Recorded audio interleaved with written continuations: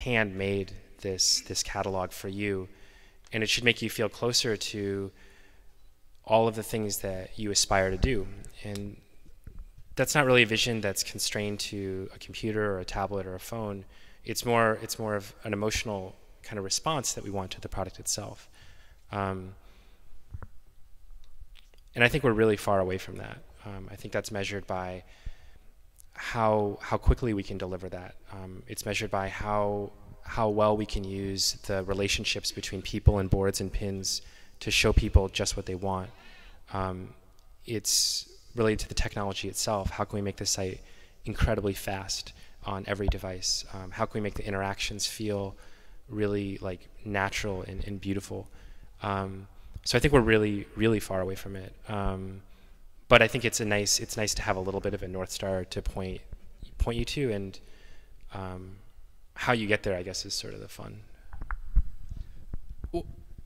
What is it like being at Pinterest right now? Like, what is like over the last? It seems like over the last 4 or 5 months, it's gone from being, a fairly popular site to like, just kind of like crazy town. Not you guys aren't crazy, but just there's so much hype and buzz around it, and there's so many more people joining the site. What is this period like for you guys as the founders and as the employees? Yeah, I mean, I can't speak for all the employees. I mean, I know for me, it's a combination of being really excited. It's a weird feeling, right? You're working on this thing, and all of a sudden, like people have heard of it and they're using it. It's also scary, at least to me. I don't know. I always watch these interviews with like Jack Dorsey, Kevin Systrom, and they're like so confident, and I actually really envy that. It's a little bit scary, right? I mean, I've never done it before, and I think a lot of times you stress about a lot of small decisions. And as far as the team, I don't know. Our team is awesome. I'm sure everyone feels that way. I feel genuinely fortunate to work with some of these people. I think we selected really aggressively for a few attributes. I loved Google, but at Google there was definitely the feeling that it was engineering was how the whole company would run, and that served them incredibly well, right? I mean, if we were fractionally as successful as Google, we'd be really successful. But I think we knew from the beginning that we were building a very different kind of product, a product that required a different type of discipline.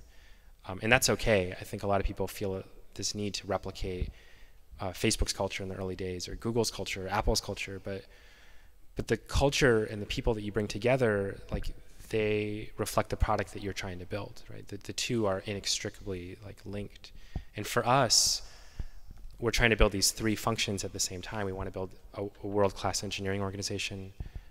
We want to build an amazing design organization, and we want to build a great community, a group of people that can understand, are people happy on the site? How do we understand the dynamics of what's going on? And those three groups, they actually sit on totally equal footing. It's funny, I always tell the engineers, I was like, I value engineering. I mean, no one's going to dispute how important you are, but I kind of think of it like the chefs in a restaurant.